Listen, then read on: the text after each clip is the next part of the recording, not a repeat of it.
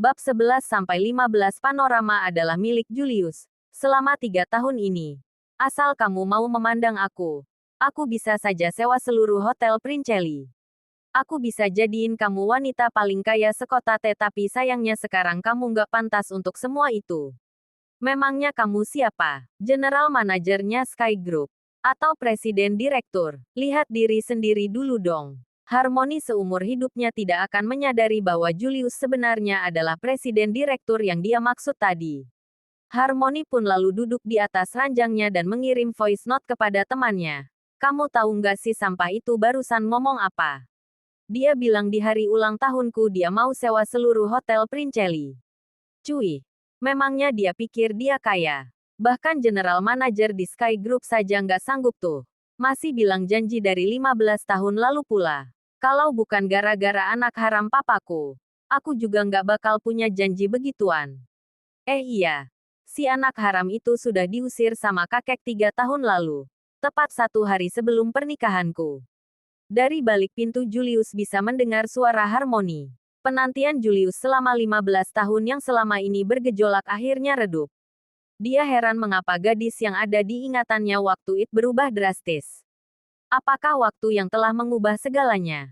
Ataukah dia memang bukan gadis yang sama dengan 15 tahun lalu? Bukan orang yang sama. Tapi waktu kakek Sanders masih hidup jelas-jelas bersumpah yang waktu itu nolongin aku Harmony. Bahkan tanggal ulang tahunnya sama-sama tanggal 16. Anak perempuan keluarga Sanders ulang tahun tanggal 16. Seharusnya nggak salah. Semakin dipikir Julius malah semakin bingung. 15 tahun yang lalu, Julius dijual ke kota T. Dan dia dikurung bersamaan dengan seorang gadis. Julius masih ingat hari itu tanggal 16. Sekaligus hari ulang tahun gadis tersebut. Gadis itu bilang harapan terbesarnya adalah bisa melewatkan hari ulang tahunnya bersama orang lain. Sekarang, Julius telah kembali. Tapi dia, apakah sudah lupa? Tidak, asal tahu saja. Harmony yang ada di hadapannya belum tentu adalah gadis yang waktu itu. Julius kembali ke kamarnya yang kecil dan membuka daftar kontak di ponselnya. Sebuah nama yang selama 3 tahun ini tidak pernah Julius hubungi tiba-tiba muncul di depan matanya. Nama itu konon pernah menggemparkan bos-bos besar dan menguasai dunia bisnis. Nama itu adalah Panorama. Panorama Group yang pernah menguasai negara Z. Julius memejamkan matanya dan menarik napas panjang. Lalu dia membuka matanya dan menekan nama kontak tersebut. Tut tut tut. Halo. Panggilan sedang dihubungkan. Mohon tunggu sebentar. Terdengar suara layanan penerima panggilan dan 5 detik kemudian. Ketika panggilan akan habis, tiba-tiba terdengar suara orang yang mengangkat teleponnya. Halo, dengan Panorama Group di sini. Mohon berikan nomor anggota. Suara pria yang menjawab panggilan tersebut terdengar begitu berat dan tegas. Seperti seorang prajurit yang sedang menjalankan perintah dari atasannya. Julius tersenyum mendengar suara yang familiar ini.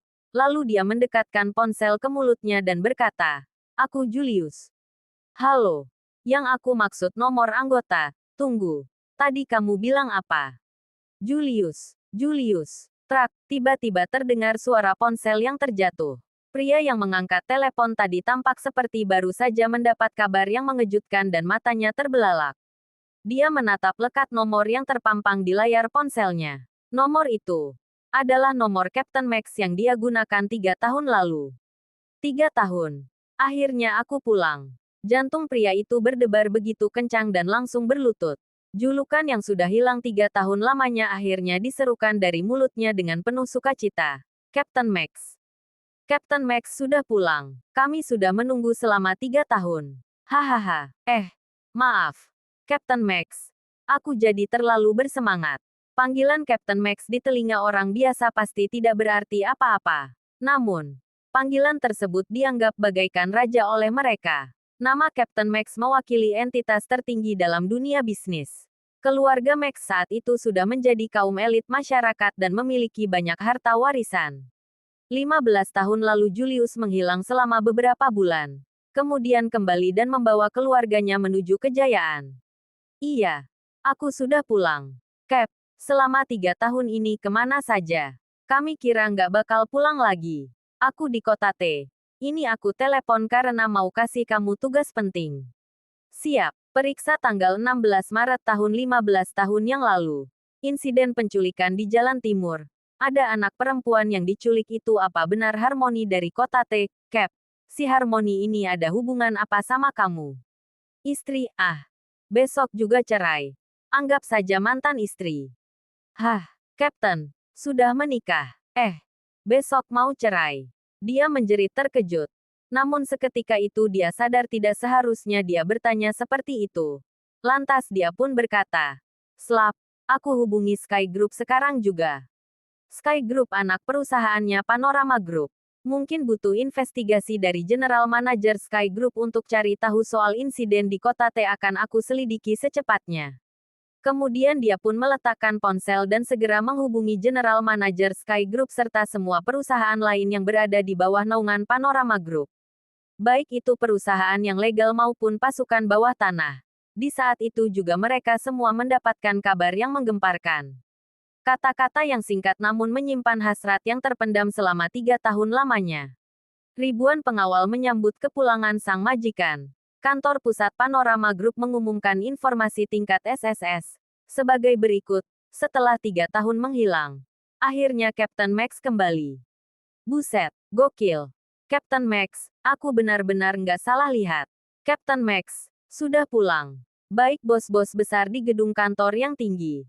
Atau bos yang ada di pasukan bawah tanah, serta para direktur perusahaan yang memiliki aset triliunan di kota K. Semuanya terkejut melihat kabar tersebut di layar ponsel mereka. Dia sudah pulang. Aku sudah tunggu-tunggu selama 3 tahun. Aku kira dia sudah pergi dan gak bakal mau balik lagi. Baguslah. Aku bakal kasih tahu yang lain. Kalau Captain Max sudah pulang. Hari itu, seluruh orang penting yang ada di kota K mendengar nama yang sudah hilang selama 3 tahun. Semua pasukan bawah tanah di kota T mendapat perintah dari Julius tadi. Anggota keluarga Max yang lain terus menghubungi pria yang tadi dikontak oleh Julius untuk menanyakan informasi terkait Julius. Dan mereka mendapatkan informasi yang mengejutkan. Julius besok mau ke kantor catatan sipil untuk urus surat cerai. Kapan dia menikah? Suami bayaran. Pantas apa untuk keluarga Sanders? Cepat siapin mobil. Besok aku mau nyambut kepulangan dia. Panggil pengawal-pengawal yang ada di kantor. Kabarin Pak Dino untuk siapin mobil Chevrolet Camaro yang ada di basement. Pasti lagi bahwa Julius sekarang belum beli mobil. Besok mobilnya kasih ke dia pakai saja. Baik dari anggota keluarga Max maupun kaum elit kota K dibuat kaget oleh kabar ini. Seluruh pengawal keluarga Max dikerahkan dan membentuk barisan guna menyambut kepulangan Julius. Sementara itu General Manager Sky Group sedang duduk di sofa kantornya menerima sebuah panggilan. Ekspresi di wajahnya perlahan-lahan berubah ketakutan dan mulutnya terbuka lebar. Kamu bilang apa? Captain Max sudah balik. Ada satu hal yang sebenarnya mau aku tanyain. Ujar Joel sembari mengingat kejadian siang tadi. Kemudian dia juga teringat dengan bagaimana cara Wade bersikap terhadap Julius. Seketika itu pun muncul firasat yang tidak enak dalam dirinya. Pewaris Panorama Group itu si Julius yang dari keluarga Sanders, bukan? Ternyata memang dia. Oke, ternyata. Presiden Direktur Sky Group. Orang yang paling Joel segani tidak lain adalah Julius yang selama ini selalu diremehkan orang lain. Tok tok tok. Sebuah ketukan pintu memotong pikiran Joel dan masuklah sekretarisnya. Pak Joel, barusan keluarga Sanders kirim undangan untuk datang ke. Enggak, keluarga Sanders nggak pantas ngundang aku. Tadi kamu bilang apa? Keluarga Sanders. Sanders yang mana? Harmony Sanders. Dia bilang bakal ngadain pesta ulang tahun dia di tanggal 16. Harmony Sanders. Bukankah dia istri dari orang yang dipanggil Captain Max itu? Pak Joel, kalau begitu aku akan membalas bahwa Bapak sudah ada janji sehingga nggak bisa menghadiri pesta ulang tahun itu. Tunggu, aku bakal pergi. Bilang ke mereka. Aku bakal datang ke pesta ulang tahun Harmony. Dan aku juga akan siapin hadiah yang mewah untuknya. Saat itu sekretaris mulai curiga. Joel sudah berusia 30 tahun dan masih belum menikah. Meskipun Harmony sudah menikah. Tapi dia selalu ingin cerai. Apa mungkin? Baik, oh ya. Kasih tahu semua jajaran direksi dan atasan gak lama lagi CEO Sky Group bakal balik. Pak Joel. Maksudnya CEO kita yang balik. Ketika baru masuk kerja, sekretaris pernah dengar bahwa pemilik sesungguhnya Sky Group tahun ini adalah seorang pria yang baru berusia 25 atau 26 tahun. Memiliki paras yang tampan serta kaya dan berkuasa. Sudah lama si sekretaris dan rekannya penasaran dan bermimpi bisa bertemu dengan CEO mereka. Iya, CEO kita itu orang hebat. Dia bukan cuma bos besar Sky Group. Kekuatan dan pengaruh dia jauh lebih gede dari yang bisa kalian bayangin. Cepat buang semua pikiran yang nggak benar. Bahkan aku bisa saja mati kalau sampai bikin dia marah. Cepat kasih tahu yang lain. Mulai hari ini kita harus menyambut beliau dengan penuh semangat. Seluruh jajaran petinggi Sky Group sedang berangan-angan dan penasaran seperti apakah tampang bos mereka.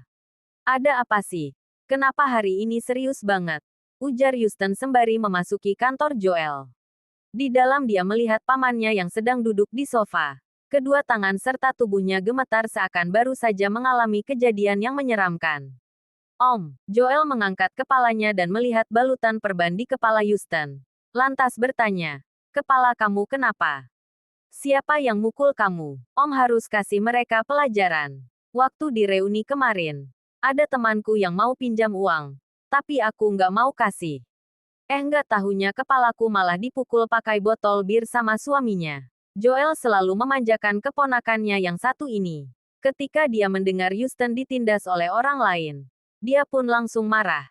Siapa yang berani mukul kamu? Sudah bosan hidup ya? Cari mati ya, Om. Tolong bantuin. Aku mau bunuh si bego itu.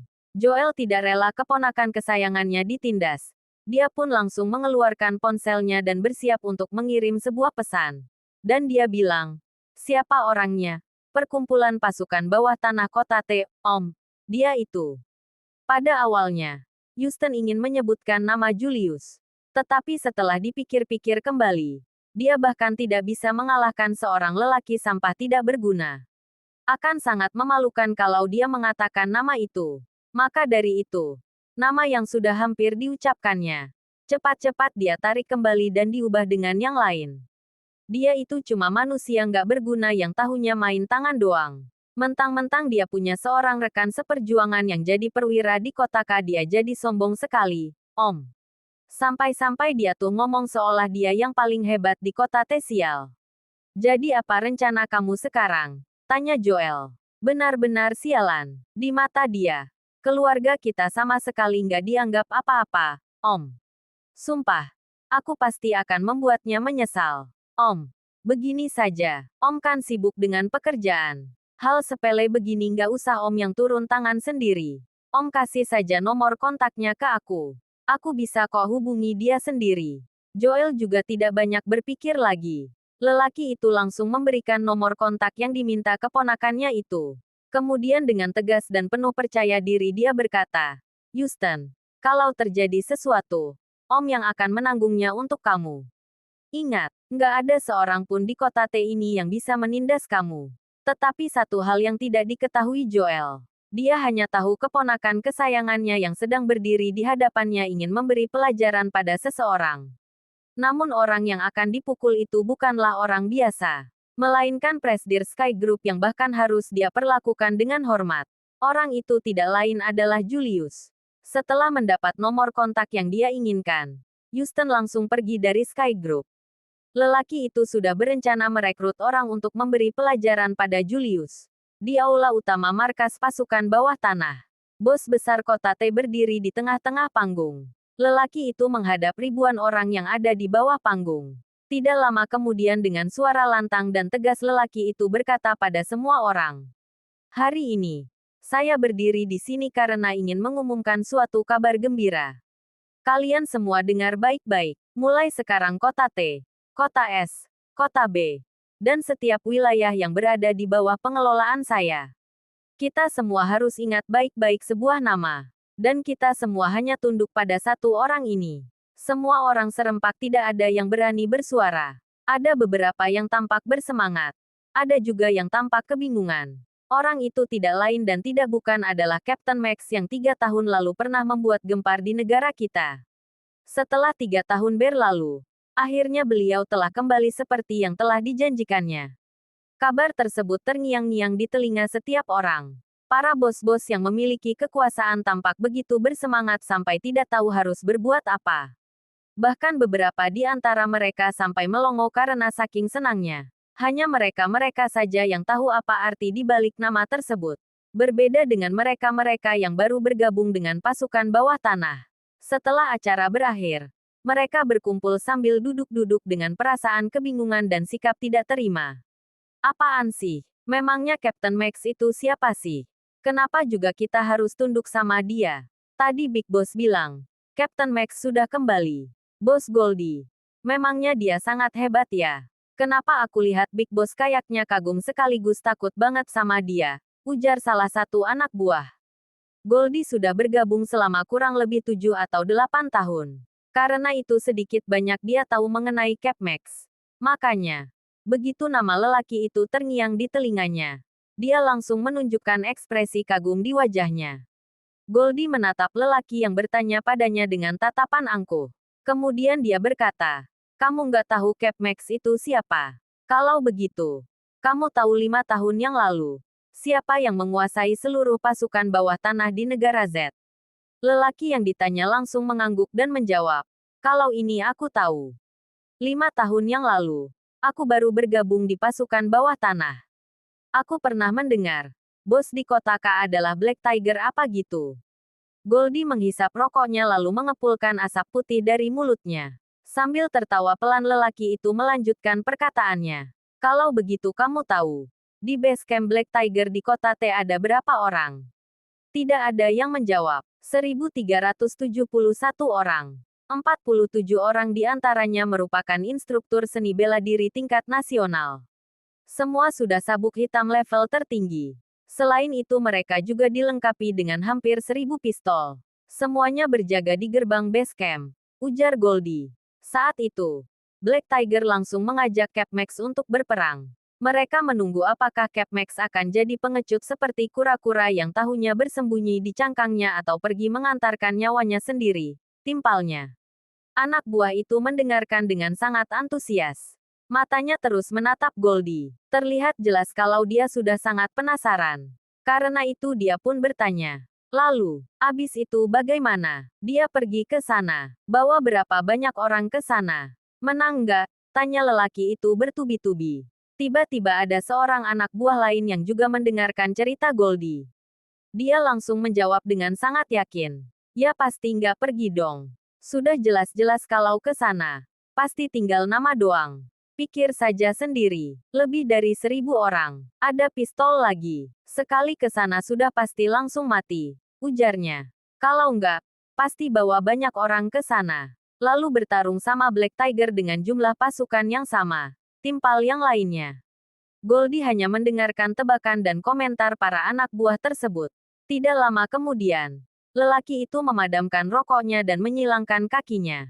Dia menatap ke arah pintu utama. Di raut wajahnya tersirat rasa kagum yang sangat berlebihan. Seolah-olah dia sedang berhadapan dengan seorang dewa perang yang tidak akan pernah terkalahkan. Kalian semua salah, ujar Goldie pelan. Cap Max ke sana. Dan yang lebih penting lagi, waktu itu dia pergi sendiri. Seketika semua orang membisu. Apa? Dia pergi sendiri. Kalau begitu, bagaimana caranya dia bisa bertahan dan kembali dengan hidup-hidup? Tanya salah satu dari anak buah yang merasa sulit untuk percaya. Goldie hanya tertawa menanggapi pertanyaan itu. Kemudian dia menjawab dengan perasaan sangat bangga. Kembali dengan hidup-hidup. Waktu itu, Cap Max pergi ke markas pusat Black Tiger sendirian. Dia menghabisi 1.371 orang itu sendirian dan menjadi terkenal di seluruh pasukan bawah tanah di kota K pada hari yang sama. Semua bos-bos besar menyatakan kalau mereka akan tunduk padanya. Kamu tanya aku, bagaimana dia bisa kembali dengan hidup-hidup? Apa? Sendirian, melawan pasukan yang berjumlah lebih dari 1.000 orang. Bahkan dia memenangkan pertarungan itu. Itu adalah sebuah konsep yang sangat-sangat menakutkan. Buset dah, enggak mungkin, mustahil. Lawannya punya senjata api. Iho, seru salah satu anak buah yang tiba-tiba berdiri. Dia menatap terpaku wajah Goldie. Karena dia mencoba mencari tahu, apakah lelaki itu hanya membohonginya atau sengaja melebih-lebihkan. Namun, dia tidak menemukan apapun. Karena lelaki di hadapannya terlihat sangat serius dan yakin 100%. Selain itu, Goldie juga seolah memberitahu mereka semua melalui tatapan matanya. Kalau Captain Max sungguh sehebat itu, nggak ada yang mustahil. Karena Cap Max adalah masternya master. Dia itu dewa perang. Dia nggak pernah kalah dalam pertarungan seperti apapun, kata Goldie dengan bangga. Lelaki itu menatap anak buah yang masih tampak tidak percaya. Sebenarnya dia juga tidak menyalahkan anak buahnya. Karena mereka anak baru. Terlebih lagi mereka belum pernah bertemu dengan master sesungguhnya. Kemudian dengan ekspresi kagum dia berkata, harapan aku yang terbesar dalam hidup ini hanyalah bisa bertemu dengan Cap Max. Aku ingin lihat apa dia benar-benar punya kekuatan super. Kalau enggak, kenapa juga dia bisa sehebat dewa? Sementara para anak buah tersebut masih belum bisa menekan perasaan kagetnya sampai sekarang. Asal tahu saja, adegan di mana seseorang bisa mengalahkan ribuan orang bahkan tidak pernah terlihat di drama-drama. Apalagi pemandangan aslinya, pasti akan sangat mengerikan. Selain itu, mereka sangat penasaran dengan Captain Max. Sebenarnya lelaki itu orang seperti apa? Kemudian kekuatan seperti apa yang dia miliki? Sehingga bisa membunuh lebih dari 1.300 orang sendirian. Tring, tring. Tiba-tiba ponsel Goldie yang ada di saku celananya berdering. Goldie bergegas mengeluarkan ponselnya. Namun lelaki itu mendapati nomor penelepon itu adalah nomor yang tidak dikenalnya. Merasa kesal, Goldie sempat mengutuk dengan kata-kata makian. Setelah itu dia menggeser tombol hijau di layar ponselnya. Sialan. Telepon malam-malam begini. Siapa nih? Halo, aku Houston. Keponakan General Manager Sky Group Joel Anderson. Om, aku minta kamu untuk bantu aku hajar seseorang sampai cacat. Ujar suara lelaki di ujung telepon. Keponakan General Manager Sky Group. Goldie yang merasa heran mengangkat alisnya. Kemudian dia melihat sebentar ponselnya. Ternyata setengah jam yang lalu ada sebuah SMS masuk ke ponselnya. Pengirimnya adalah Joel, General Manager Sky Group. Di dalam SMS, Joel memberitahu Goldie kalau nanti keponakannya akan mencari Goldie. Berarti orang yang sedang meneleponnya benar keponakan General Manager Sky Group. Oh, ternyata keponakan Pak Joel. Toh, celetuk Goldie. Sikap lelaki itu langsung berubah 180 derajat. Meskipun lawan bicaranya tidak bisa melihatnya, dia tetap tersenyum lebar. Cuma bikin satu orang jadi cacat saja. Sampai sungkan-sungkan begini. Kamu langsung beri perintah saja. Hanya saja, kami di sini banyak anak buah yang perlu dikasih makan. Nanti, semoga Pak Houston bisa berbagi berkah sedikit dengan kami agar bisa makan. Mungkin perkataan Goldie terasa sangat enak didengar. Tetapi di balik perkataannya, lelaki itu sebenarnya hanya ingin uang bayaran saja. Asalkan kamu kasih aku lihat manusia sampah itu jadi orang cacat, aku akan langsung kasih kamu 2 miliar. Setelah mendengar harga yang ditawarkan Houston, sebuah senyum lebar mengembang di wajah Goldie. Lelaki yang rakus itu terlihat sangat puas. Kalau begitu Pak Houston, siapa orang yang Anda ingin beri pelajaran itu? Tanya Goldie sambil terkekeh. Keluarga Sanders tidak ada apa-apanya. Kamu tenang saja, hanya seorang lelaki bodoh yang tahunya hidup bergantung pada istrinya. Nggak punya uang, nggak punya kekuasaan, dan nggak punya kekuatan apapun. Cuma bisa sedikit jurus tinju dan tendang doang, ujar Houston di ujung sana. Saat mendengar hal tersebut, Goldie baru merasa lega. Baiklah, ujarnya, tapi tetap saja ada yang perlu aku pastikan dulu. Ada hal apa yang perlu kasih tahu aku? Tolong kasih tahu yang jelas. Kalau bisa sedetail mungkin, kasih tahu saja. Kalau misalnya orang yang mau kamu pukul itu orang besar, orang kecil seperti aku nggak akan bisa terima job ini. Coba katakan, siapa nama orang itu? Julius Max. Houston menjawab tanpa ragu-ragu. Menantu belian keluarga Sanders di kota T manusia miskin gak berguna. Dalam waktu 3 hari, aku ingin melihat dia sudah jadi orang yang benar-benar cacat. Julius Max. Entah kenapa, Goldie tiba-tiba merasa gentar ketika mendengar nama tersebut. Dan dia selalu merasa ada firasat buruk. Nama Julius. Nama belakang Max. Max. Namun ketika Houston mengatakan kalau lelaki itu adalah menantu belian yang hidup bergantung pada keluarga istrinya, Goldie baru kembali tenang. Pak Julius yang pernah menggemparkan dunia itu tidak mungkin bisa menjadi seorang menantu belian. Apalagi hidup bergantung pada keluarga istri. Goldie merasa pasti dia sendiri yang sudah terlalu banyak berpikir. Oke, nggak masalah. Jawab Goldie segera. Pak Houston, tenang saja. Dalam waktu 3 hari, aku pasti akan membuat orang bernama Julius itu menyesal sudah hidup di dunia ini. Setelah itu, Goldie menutup telepon sambil tersenyum lebar. Kemudian dia memanggil beberapa anak buahnya dan bersiap-siap untuk menghajar Julius. Tetapi yang tidak mereka ketahui, orang yang akan mereka pukul adalah Julius. Dan baru saja beberapa saat yang lalu, Big Boss sudah bilang kalau mereka harus tunduk pada lelaki itu.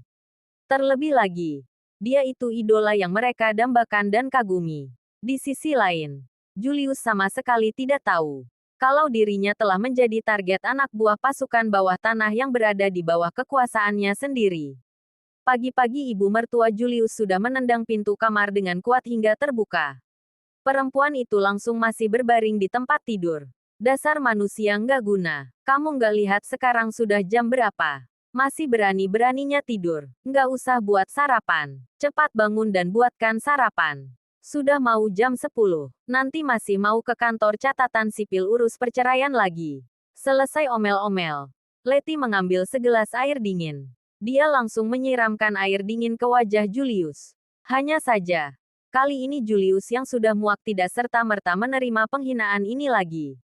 Lelaki itu langsung menghindar dari siraman air dingin itu. Kemudian dia menatap ibu mertuanya dengan tatapan yang dingin. Letty langsung murka. Dengan suara yang melengking perempuan itu memaki. Dasar kamu manusia kere nggak guna. Berani juga kamu sekarang. Siapa yang bolehin kamu menghindar? Julius tidak menjawabnya. Lelaki itu terus menatap tajam perempuan yang sebentar lagi akan jadi mantan ibu mertuanya. Lihat apa kamu? Kamu pasti keenakan tinggal di rumah kami. Sampai-sampai jadi malas begini. Sudah mau jam 10 tapi masih juga belum buatkan sarapan. Kamu mau buat kami semua mati kelaparan. Bentak Letty. Setelah berhenti sejenak perempuan itu berkata lagi. Cepat bangun. Sebentar lagi Wilson bakal datang buat jemput Harmony pergi urus perceraian kalian. Hari ini buatkan sarapannya lebihkan 1 porsi. Wilson pasti belum sarapan. Aduh, kenapa anakku bisa menikah sama orang kayak kamu? Sudah miskin. Nggak berguna lagi. Benar-benar kayak sampah. Lihat saja, pada hari perceraiannya, ibu mertua ini masih saja memperlakukan Julius dengan cara yang begitu kasar. Di mata keluarga Sanders, lelaki itu hanya seperti seorang pembantu. Tidak, bahkan untuk jadi pembantu saja tidak pantas. Hanya bisa menjadi anjing mereka. Julius hanya mendengus dan tertawa dengan sinis saat melihat raut wajah Letty yang membenci dan merendahkan dirinya. Dan juga kata-katanya yang sangat menusuk itu. Ketika Letty mendapati Julius masih saja tidak bergerak, seperti biasa perempuan itu mengambil gelas dan melemparkannya ke arah menantunya itu. Kamu ini benar-benar nggak berguna. Masih punya muka untuk tertawa. Kenapa sih nggak pergi mati saja kamu? Bentak Letty. Di mata perempuan itu, Julius hanya seorang lelaki tidak berguna dan selalu mengiyakan kalau disuruh-suruh. Bahkan lelaki itu tidak punya keberanian untuk menghindar. Tetapi, kali ini Julius malah langsung mengulurkan tangannya. Dan di saat gelas itu masih melayang di udara, dia langsung memukul gelas itu. Kemudian gelas itu pecah dan pecahannya jatuh dan berserakan di atas lantai. Letty hanya menatapnya dengan tatapan kaget dan tidak percaya. Segera setelah itu, Julius perlahan-lahan bangun dan mengenakan kimononya. Dulu wakil inspektur polisi kota K saja harus sopan dan hormat sama aku. Kamu, berani perintah aku. Kamu kira kamu siapa? Tanya Julius dengan nada menghina. Letty seolah baru saja mendengar sebuah lelucon yang sangat lucu. Perempuan itu spontan tertawa terbahak-bahak. Tatapannya pada Julius seolah seperti sedang menatap orang gila. Kamu bilang apa? Wakil inspektur polisi kota K harus sopan dan hormat sama kamu. Lagi menghayal kamu ini. Masa kamu sendiri nggak sadar kalau kamu ini sama sekali nggak berguna? Aku lihat. Kayaknya kamu stres gara-gara sudah mau cerai. Apalagi kamu nggak punya apa-apa. Makanya kamu berhayal kalau kamu orang besar. Coba lihat kamu sendiri. Lalu lihat Wilson. Perbedaan kalian sangat jauh. Selama 3 tahun penuh, semua orang tahu betapa tidak bergunanya Julius. Lelaki itu bahkan tidak memiliki pekerjaan. Bagaimana mungkin tiba-tiba dia menjadi orang yang punya status atau jabatan? Julius menatap ibu mertuanya dengan tatapan yang meremehkan. Kemudian dia berjalan dan melewatinya begitu saja. Saat melewati tubuh perempuan itu, Julius berkata, "Kalau begitu lihat saja nanti. Lihat saja. Nanti kamu akan menyesali perkataan yang kamu ucapkan hari ini. Dan kalau saat itu tiba, jangan mohon sama aku untuk rujuk sama anak kamu." "Rujuk, jangan mimpi," teriak Letty pada Julius yang sudah berjalan pergi. "Sekalipun semua lelaki di dunia ini sudah mati, aku nggak akan membiarkan Harmony menikah dengan sampah kayak kamu." Suara Letty sangat keras sehingga seluruh keluarga Sanders bisa mendengar teriakannya itu. Saat ini, Harmony sedang duduk di atas sofa. Perempuan itu mengenakan sebuah terusan berwarna putih. Matanya menatap suaminya yang mengenakan pakaian yang bisa dibeli di pinggir jalan. Lelaki yang sebentar lagi akan bercerai dengannya itu sedang menuruni tangga. "Rujuk, sekalipun gak ada lelaki lagi di dunia ini, aku juga gak akan menikah sama kamu lagi," ujar Harmony tiba-tiba. "Setelah menikah denganku selama 3 tahun, apa yang pernah kamu berikan padaku? Sedangkan Wilson, dia sudah janji sama aku. Tanggal 16 nanti, hari ulang tahunku. Dia akan mengadakan pesta ulang tahun yang meriah untukku. Kemudian dia juga akan melamarku." Julius tidak bersuara. Lelaki itu hanya berdiri saja mendengarkan perkataan Harmony. Selain itu dia juga akan mengundang General Manager Sky Group ke pesta ulang tahunku nanti. Dan yang lebih penting lagi, kemungkinan besar Sky Group akan kerja sama dengan Wilson. Dan saat itu terjadi, aset Wilson bakal mencapai puluhan miliar. Sedangkan kamu nggak punya apapun. Julius hanya tertawa pelan. "Tunggu saja, Harmony. Di hari ketika kamu mengetahui identitasku yang asli, kamu akan menangis dan memohon supaya aku rujuk sama kamu.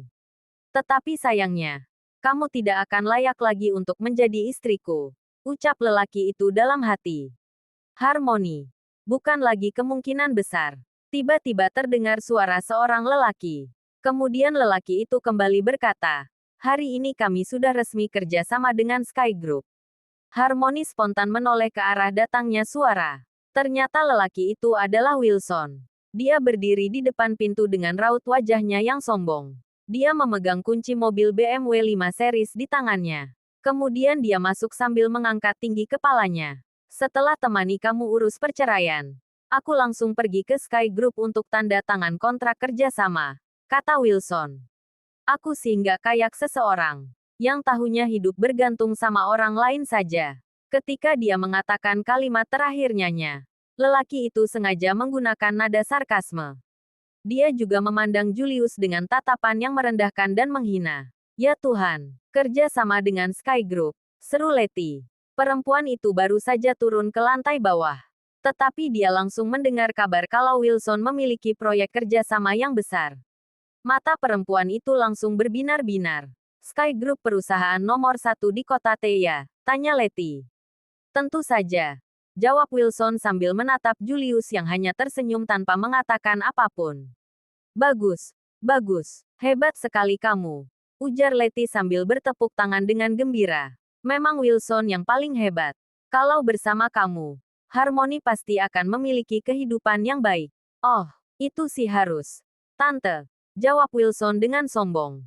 "Beberapa hari lagi kan ulang tahunnya Harmony. Nanti aku akan kasih Harmony kado yang sangat besar. Kalau ada kesempatan, di hari ulang tahun Harmony nanti, aku juga akan merekomendasikan Sanders Group pada Pak Joel selaku General Manager Sky Group. Sebagai seorang menantu, sudah sepatutnya aku membantu keluarga istriku untuk bisa jadi lebih maju. Bukannya hanya bergantung pada keluarga istri." Saat mendengarkan kalimat terakhir, Julius akhirnya memberikan reaksi. Dia berjalan dengan satu tangan di sakunya. Lalu dia duduk bersandar di sofa. Posturnya saat duduk layaknya seperti seorang bos. Kemudian dia menatap Wilson. "Mau tanda tangan kontrak dengan Sky Group? Itu tergantung aku setuju atau enggak," ujar Julius dengan nada yang arogan dan mengintimidasi. Orang dari keluarga Max telah tiba. Kamu, ujar Wilson. Pada awalnya, lelaki itu terkejut karena rasa percaya diri Julius yang datang tiba-tiba. Tetapi setelah tersadar kembali, dia spontan tertawa terbahak-bahak. Karena kamu doang, kontrak kerjasama antara aku dan Sky Group harus melewati persetujuan dari kamu. Yang benar saja, Julius. Julius, kamu ini hidup nyaman di rumah keluarga Sanders selama 3 tahun sampai buat kamu jadi bodoh ya. Kamu kira kamu itu siapa? General manajernya Sky Group, atau presidir yang berusia 25 tahun dan belum pernah muncul di publik itu? Harmony dan ibunya juga tidak percaya. Bahkan mereka menatap Julius dengan tatapan yang menghina. Anak dan ibu tersebut mengira lelaki itu stres gara-gara tidak ingin bercerai. Makanya lelaki itu terus berhayal menjadi orang kaya. Dulu aku mengira kamu hanya nggak berguna. Sekarang kenapa kamu malah jadi seperti ini? Ujar Harmony sambil menggelengkan kepala. Perempuan itu menatap Julius dengan kecewa. Nggak punya uang masih saja pura-pura kaya. Kamu kira aku nggak tahu seberapa nggak bergunanya kamu, Julius. Setelah kita cerai, jadilah orang yang lebih baik. Orang kaya kamu nggak pantas untuk menjadi pasanganku. Kata Harmony lagi. Perempuan itu merasa beruntung akhirnya bisa bercerai dengan Julius. Dia juga merasa beruntung karena tidak pernah menyerahkan tubuhnya pada lelaki itu. Namun, Julius sama sekali tidak peduli dengan tatapan jijik dari Harmony. Lelaki itu merasa mereka memang tidak pantas untuk bersama. Hanya saja, orang yang tidak pantas itu bukan dirinya, melainkan Harmony. Karena itu dia berdiri dan berhadapan dengan Wilson. Dengan penuh percaya diri lelaki itu berkata, kalau kalian nggak percaya, ayo kita taruhan. Aku bertaruh. Hari ini kamu nggak akan mungkin bisa tanda tangan kontrak dengan Sky Group. Kalau nggak percaya, tunggu saja dan lihat sendiri. Tidak ada alasan lain. Karena dialah presidir Sky Group yang memiliki aset hingga ratusan miliar. Hahaha, konyol banget. Oke, aku tunggu. Ujar Wilson yang tidak bisa menahan tawa. Ketika dia melihat wajah Julius, dia tidak bisa berhenti tertawa. Saking merasa lucu, lelaki itu tertawa sampai matanya basah. Cepat ambil kunci sepeda listrik kamu dan pergi ke kantor catatan sipil sana. Aku takut kamu terlalu lambat. Sampai di sana malah orang kantor sudah pada pulang kerja semua, kata Wilson lagi. Lelaki itu berusaha menunjukkan statusnya sepanjang waktu. Seolah dia ingin memberitahu Julius. Apa kamu sudah melihatnya? Kau sama sekali pantas untuk dibanding-bandingkan denganku. Julius melihat dengan mata kepalanya sendiri. Perempuan yang masih berstatus sebagai istrinya itu naik ke mobil BMW lelaki lain. Kemudian dia juga melihat Letty yang memperlakukan Wilson dengan sangat lembut. Ketika Wilson menyadari tatapan Julius, lelaki itu sengaja menurunkan kaca jendela lalu menepuk badan mobilnya dengan pelan. Setelah itu dia menatap Julius yang memakai sepeda listrik dengan tatapan merendahkan. Lihat nggak, mobil mewah harga miliaran. Kamu nggak akan mampu beli mobil seperti ini seumur hidupmu, kata Wilson. Kamu tidak akan mampu beli mobil seperti ini seumur hidupmu. Tidak akan mampu beli. Kata-kata itu seolah terus bergema dan terngiang di telinga Julius berulang kali. Dia menatap BMW yang sudah pergi menjauh itu. Kemudian tiba-tiba dia tertawa. Julius menertawakan dirinya yang telah memberikan hatinya pada seseorang yang tidak menghargainya. Dia juga menertawakan dirinya yang ternyata tidak sebanding dengan sebuah BMW senilai 1 miliar lebih. Dan satu hal yang tidak diketahui baik Wilson maupun Harmony. Beberapa saat lagi, mereka akan mendapat tamparan yang belum pernah mereka dapatkan sebelumnya. Karena dalam perjalanan dari kota K menuju kota T, terjadi sesuatu yang bahkan sudah diberitakan oleh para media. Semua pengguna jalan yang kebetulan melihat juga ikut mengambil ponsel mereka. Ada yang mengambil foto. Ada juga yang merekam video. OMG. OMG. Cepat lihat ke lampu merah itu. Rolls-Royce. Loh, ada 1, 2, 3. Buset, ada 20 buah. Iya, itu yang series keluaran terbaru lagi. Astaga, coba lihat mobil yang depan. Chevrolet Camaro Limited Edition. Ya ampun, siapa saja sih mereka itu? Mereka belum pernah melihat begitu banyak mobil mewah sekaligus. Masing-masing dari mobil mewah tersebut senilai puluhan miliar. Semua mobil mewah itu sedang berbaris rapi membentuk sebuah garis panjang. Di jok belakang setiap mobil ada dua orang bodyguard yang mengenakan setelan jas. Suasana saat ini membuat orang-orang membayangkan suasana seperti saat semua rakyat sedang menantikan kedatangan raja di zaman dahulu. Apalagi di mobil barisan paling depan. Ada beberapa tulisan yang sangat mencolok dan menyilaukan mata yang disemprot dengan cat. Selamat datang kembali. Dan anak orang kaya mana sih? Dijemput saja sudah semewah ini. Sejak kapan ada orang sehebat ini di kota T? Nggak mungkin. Bahkan keluarga top di kota K saja nggak mampu mengumpulkan mobil-mobil mewah seperti ini. Kecuali keluarga Max. Tiba-tiba saja, para bos besar yang sedang menonton iringan mobil teringat sosok seseorang dari 3 tahun lalu di kepala mereka. Sosok itu memiliki tinggi 185 cm. Dia suka mengenakan pakaian kasual atau jaket yang berwarna hitam. Dia orang yang arogan dan penuh dengan percaya diri. Dia mempunyai nama yang bisa membuat darah orang lain mendidih ketika mendengar namanya. Julius Max, satu-satunya pewaris keluarga Max. Sementara Julius yang berada di sisi lainnya. Lelaki itu telah tiba di kantor catatan sipil. Sedangkan orang-orang dari keluarga Sanders juga sudah menunggu di sana. Mereka menatap Wilson yang memakai setelan jas branded keluar dari mobil BMW. Setelah itu mereka juga menatap Julius yang pakaiannya compang camping dan datang dengan sebuah sepeda listrik. Ini sebuah pemandangan yang sangat kontras. Perbedaan kedua lelaki itu terlalu jauh. Ada beberapa orang di kantor catatan keluarga Sanders. Salah satu dari mereka menunjuk Julius sambil berbisik. Tuh, lihat nggak? Itu tuh, menantu keluarga Sanders yang nggak berguna. Aduh, jangan sampai anak kita menikah dengan orang yang nggak berguna kayak dia.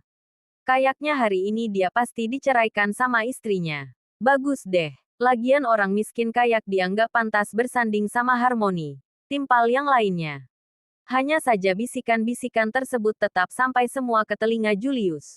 Saat lelaki itu mencoba menengadah, dia bisa melihat orang-orang sedang mengerumuni Wilson. Kemudian mereka mulai mengatakan sesuatu lagi untuk menghina Julius. Akhirnya bisa singkirkan keparat itu. Waktu itu mungkin ada yang salah sama otak si kakek. Sampai-sampai menikahkan Harmony yang terbaik di keluarga Sanders pada seorang bajingan seperti dia. Bahkan dulu kakek bilang kalau dia itu orang yang hebat. Memangnya dia itu pangeran kodok. Hahaha. Saat itu, kalau bukan karena sang kakek yang memaksa Harmony untuk menikah dengan Julius, bagaimana mungkin keluarga Sanders bisa setuju dengan pernikahan itu? Dan buktinya, apa yang bisa diberikan lelaki itu untuk istri dan juga keluarga Sanders. Untung saja, sekarang akhirnya bisa bercerai. Ketika surat perjanjian cerai keluar, tanpa berpikir panjang Harmony langsung menandatangi surat itu dan menuliskan namanya. Kemudian dia memberikan surat itu kepada Julius dan berkata, "Cepat, tanda tangan."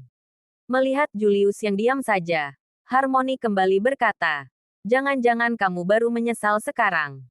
Lelaki itu tidak menjawab pertanyaannya. Ketika melihat surat cerai tersebut, dia masih merasa tidak rela. Begitu dia menatap istrinya, dia teringat kembali dengan gadis kecil yang pernah menyelamatkannya 15 tahun yang lalu. Harmony, kamu benar-benar sudah nggak ingat sama aku. Selama 3 tahun ini, hati kamu beneran sama sekali nggak pernah tersentuh sekalipun, tanya Julius. Enggak, Harmony menjawab dengan sangat tegas. Karena sudah sampai di titik ini, Julius masih membicarakan soal perasaan dengannya. Karena itu dia merasa sangat jijik. Hal yang paling aku sesali dalam hidupku adalah percaya sama perkataan kakek dan menikah sama kamu, tukas Harmony. Dengar tidak, ini adalah jawaban yang didapat Julius setelah semua yang dia lakukan selama 3 tahun. Cukup sudah, hanya dengan jawaban tersebut saja sudah cukup baginya. Oke, kata Julius. Lelaki itu mengalihkan pandangannya, lalu dia menarik napas dalam-dalam. Setelah itu dia tanda tangan dan menuliskan namanya di atas surat cerai. Selamat tinggal. Janji 15 tahun lalu. Selamat tinggal, Harmony Sanders. Wilson berdiri di samping Julius dan Harmony. Lelaki itu menatap Julius dengan tatapan yang merendahkan. Setiap ucapan yang keluar dari mulutnya pasti membawa nada ejekan. Julius, Sekarang kamu sudah bercerai. Tanpa keluarga Sanders. Takutnya buat makan saja kamu nggak bisa lagi. Kebetulan perusahaan kami masih kekurangan satu satpam. Kalau kamu mohon sama aku, mungkin saja aku bisa setuju kamu kerja di perusahaan kami. Bagaimana? Ujar Wilson. Nada bicaranya terdengar seperti orang yang punya jabatan sangat tinggi. Saat dia menawarkan pekerjaan pun, terasa seperti ingin memberikan sesuatu pada seekor anjing. Hanya saja, lelaki yang selalu dianggap seorang bajingan yang tidak berguna dan diremehkan selama 3 tahun itu. Tepat saat ini, lelaki itu berdiri dan tertawa. Saat dia tertawa, tatapan matanya tiba-tiba terasa sangat mengintimidasi. Setiap kata-kata yang keluar dari mulutnya terdengar begitu tegas dan berwibawa. Wilson, kamu tahu nggak siapa aku? Tanya lelaki itu. Bersambung.